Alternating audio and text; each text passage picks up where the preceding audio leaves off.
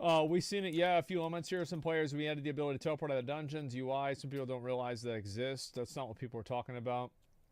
Certainly, there are cases where within a dungeon you're going to get a key and then you're going somewhere else. We don't want players to be running through an empty dungeon. In cases where you're going to get a key and you're running back through an area, there should be enemies that are showing up to refresh that. It's a goal of ours that you're not running through an empty dungeon basically ever. It can be okay for very short. Bro, the problem is not that it's an empty dungeon. The problem is you're running back to the same area that you were already at. What? It's got nothing to do with it being an empty dungeon. I would rather it be an empty dungeon. I already fucking been here. I did this. I don't want to go back and do it again, kill mobs again. So now it's like, not only do I have to run back and get the key, but you spawn more fucking mobs on me. This makes it worse. What were you thinking, Joe? What the fuck? Just make it to where if you walk near the key, it automatically loots it. I don't want to sit there and bounce away. Like, it's like, oh, fucking unlock the spinny thing. Oh, okay. So let's unlock the spinny thing. Oh. I click on it. I double click on it. You new here? All right. No, that's fine. I want a CBR on IHC, seed and teed, make it a foot, please. Yeah. They got a lot to teach you. That means chicken bacon ranch on Italian urban cheese, cheese and toasted, foot long, please. Thank you.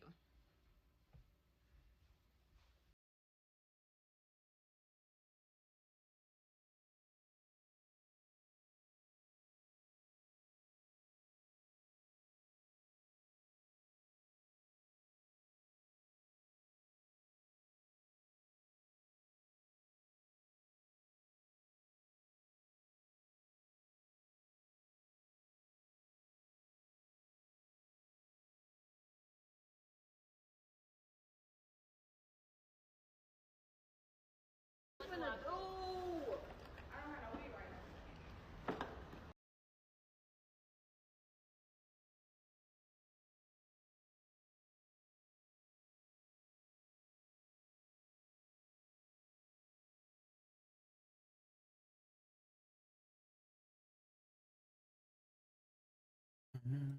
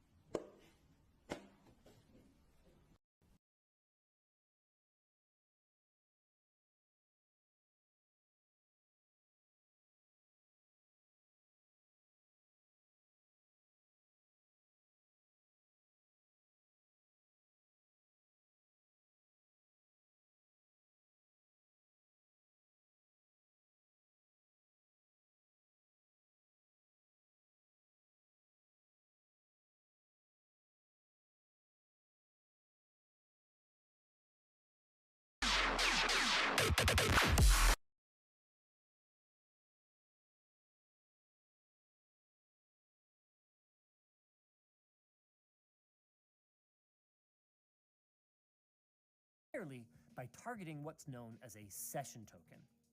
Now, many of you will know this already, and if you do, give yourself a cookie. But after you log into a website and your credentials have been validated, that site will provide your web browser with a session token. This allows your browser, and by extension you, to stay logged in when you restart your browser and go to access that site again. This isn't a bad thing, it's a good thing, because realistically, nobody wants to type in a password every time they want to post instant regret on the internet. But hold on a second. That cookie is stored locally on your device. How would someone else get it? Well, that's where we made a mistake. Someone on our team, and I'm not saying it was Colton, downloaded what appeared to be a sponsorship offer from a potential partner. It was an innocent enough mistake for the most part. The email came from a legitimate-looking source, and it didn't raise any immediate red flags, like being full of grammatical errors. So, they extracted the contents, launched what appeared to be a PDF containing the terms of the deal, then, presumably when it didn't work, went about the rest of their day.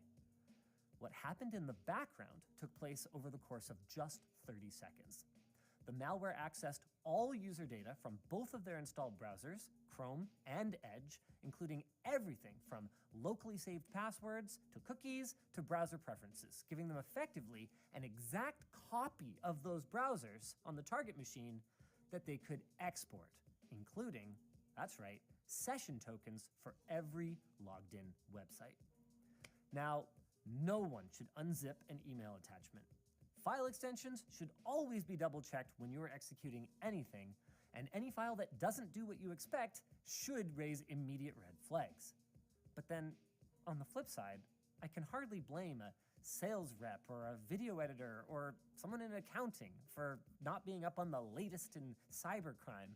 And I also believe that in a healthy organization, actually rolls up the hill rather than down. So there's not going to be any disciplinary actions, because the simple truth is that if we had more rigorous training for our newcomers and better processes for following up notifications from our site-wide anti-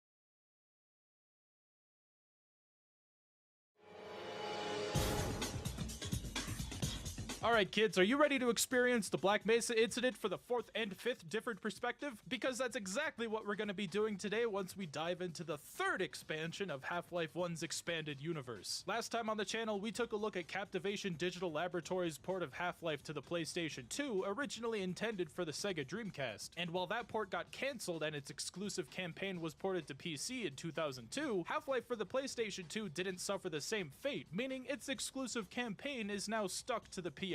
And unlike its predecessors, Half-Life Decay was a completely cooperative multiplayer experience, requiring 2 players to play together, navigating through mission-based levels and solving puzzles together while fighting enemy NPCs. While the campaign received generally mixed reviews at the time, it was praised for something that I don't think we give it enough credit for, and that being a first-person cooperative experience where both players need to work together on the same puzzle, rather than basically just playing through a single-player experience but with 2 players. Something that Valve would excel at with the later release of Portal 2's co-op campaign. And much like the Portal series, Half-Life Decay is helmed by our first women protagonists of the series, offering us another piece of the puzzle of how everyone managed to escape the Black Mesa incident. Until they didn't. But if you're gonna play this port today, chances are you're not gonna be using the original PS2 release, but instead the community-made mod that brings it to PC, even with fully functional online play. At least until it didn't. The Hoaxer port, as I'll be referring to it from time to time, was originally intended to be the only way that I would look at it for this video, but I discovered that when attempting to set up a dedicated server for myself and my cooperative partners to join, that gold source dedicated servers are kinda broken right now. Look, I'm not gonna pretend that I completely understand what I'm looking at, but I followed every guide I came across for trying to set up a Decay dedicated server for the mod, and the Steam command prompt ended up timing out every time I tried to run it. So after 40 minutes of fiddling with this thing, I decided to turn to an alternative. Yeah, we ended up using Spend Co-op for this one, and unless I wanted to use something like Hamachi, this was really my only option here. It's definitely not ideal if you wanted to play Decay 1-to-1 with your friends online, but it got the job done. Take your crowbar. Oh. Well, that ain't fun. Oh. What do you go to the fetal position? I timed it so poorly. I'm like, alright, I've got to press it, and I press it as soon as you stop.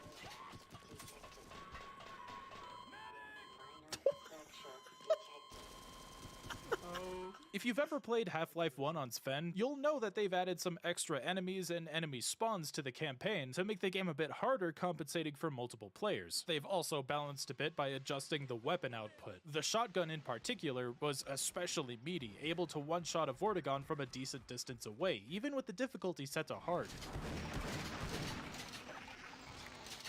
Alright, yeah, maybe this is a little easy. All the forts are running away from us because they know what's good for them. But some enemies were lucky enough to receive a buff. Soldiers and Zen Grunts in particular are brutal in Sven. The former spams frag grenades and SMG alt fires like it's the 4th of July, and Zen Grunts can throw snark nests at you into the field, releasing a handful of the fuckers to harass the player, or get their own hands dirty and charge directly at you while hammering you with melee attacks. And I get it, I'm not gonna dock hypothetical points from the game just because these enemies are adjusted to work with a massive 4+ player cooperative game. But whoever ported the Hoaxer port to Sven co-op didn't change the enemy spawns at all. So in some situations, the game is gonna be easier or significantly harder than it was in the original PS2 version, or even the Hoaxer port. One could argue that if I was gonna even play through Sven in the first place, that I should have brought more than 2 players, and in hindsight, maybe I should have. But I don't really care. I played through the whole game myself in the Hoaxer port, and then later went back and played it again solo in the PS2 port. Yeah, I didn't know that I could even do this when I recorded these first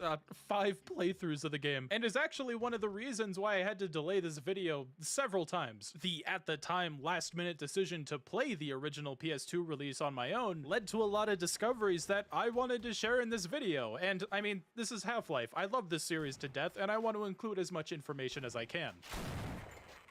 Playing the game solo through either of these methods both aren't ideal. You're basically playing through the entire game twice for a single run because the character that you're not controlling doesn't have any pathfinding. So once you get one of the players to where they need to go, you tap the select key on the PS2 controller to swap over to the other character, and then guide them through the map, which likely has no more enemies left in it because your other player killed all of them. Just about every level in Decay follows this formula, but not all of them. There are a couple of them where you're only required to have one player finish, but your AI companion can only defend itself with weapons that it decides that it wants to use, effectively acting as a random stationary turret that protects the player. Sometimes this means that you'll hear them blast away a head crab with a double-barrel shotgun blast, and other times they'll just pull out their crowbar because I don't know. Most of the time, this is harmless, if not comical. But as soon as you get the rocket launcher at the end of the game, I hope you're ready for your companion to just waste all of its ammo. By the way, if you have any interest in playing Half-Life Decay solo, go follow Half-Life Decay Solo Mission. It's a whole mod dedicated to rebuilding the whole Half-Life Decay campaign to be fit for a single player. It seems like a really promising project. I've been following it for a while, and you should too. Still, I think I prefer this over Sven Co-op's updated weapons. And before anyone tries to tell me that I could just type in MP_classic mode 1 in the console, I tried that and I was only able to get it to work when playing base Half-Life 1. Maybe there's some parameters that are set in this modded port of Decay, I'm not sure. That's not to say that I hated these weapons. It actually made for a lot of good fun playing these co-op, and I'll make sure to keep an icon at the top left of your screen so you know who I'm playing with when you're looking at that cooperative footage. You won't need to worry about whose perspective you're seeing. I didn't ask any of my friends to record their screens because I thought I would have enough perspectives on my own,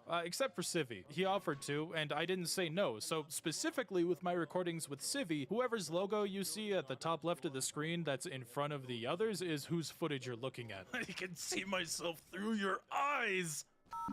Dr. Cross and Dr. Green, you are required in the anomalous materials operations center. I want to make sure that we're on the same page here when I drop the most revolutionary truth bomb on you in the entire series.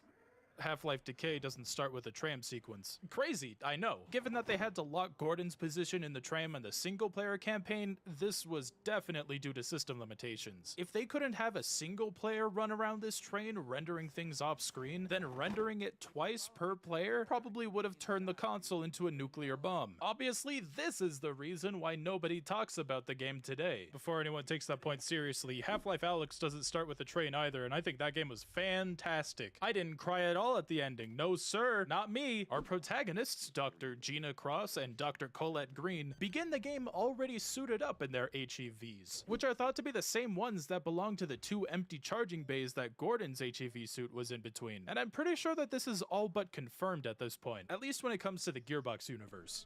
So I guess today is the big day, huh? The big guy was pretty excited when he came in earlier. He was talking about the new guy, Dr. Freeman. I just hope everything goes well today. Hey, no one tell him. It'll be a surprise. I love his pre-G-Man is a dimension-hopping alien dialogue. Oh, I'll get the door for you. They should be able to get you back into the security database in the next room. Why do I need to be back in the database? Oh, right, the system crashed. Get in the box. I'll start the procedure. Not to worry. I can re-register you at this station. Step into the booth one at a time, and I'll start the procedure. Has been disengaged. Please be still during the procedure. Don't worry, Dr. Cross. It should only take a few moments. Not to worry, my friend. I, Dr. Gina Cross, am respectful of your strange yellow biometric scanner. Might want to put some padding up for Dr. Green, though. Is this all insured? Just making sure. Oh, no! Get me out! Get me out! I'm moving around during the scan. Fuck the police. I take it back. Wiggling around in the scanner doesn't make it take any longer, so I don't care. This isn't the scanner from Doom 3. Dude, look at this cool transformer. Bro, fuck. Yeah, That's not a look at him. transformer. That's a white man. Wait. Oh, you are slanted. Ah, hello, doctors. It's nice to see someone is on time today. Dr. Freeman is running late. Again. Honestly, I do not understand what Kleiner sees in that boy. Mr. Armstrong, please, you don't understand. He's really good at pushing things into holes. This is Dr. Keller, and if you recognize his voice, it probably means you're a fucking weeb! I can use this console to transmit directly to your suit's audio system. And bringing with it terror and destruction as it moves to satisfy its never-ending hunger for one thing, Dragon Ball. Almost everything important about this guy is shown to us in the first few minutes that we meet him. He's a by-the-books bureaucrat who cares more about following the chain of command than he does the safety and human cost of it all. Making a perfect counter for Dr. Rosenberg returning from Blue Shift and planting the seeds for a bit of conflict between these two heads of Black Mesa, at least before the writing team remembered, oh right, Dr. Rosenberg does this thing at the end of Blue Shift, better write him out of the story and not take that plot point anywhere. But it does at least show that Rosenberg has a reasonable head on his shoulders. Was quite The administrator is a bureaucrat, not a scientist. I did not design this equipment to be run at such high intensity. This is not your decision. Now, if you wish to stay and monitor the experiment, so be it. Otherwise, you can go back to your little labs over by the train yard. It made perfect sense to me that this man was one of the few people able to escape Black Mesa by the end.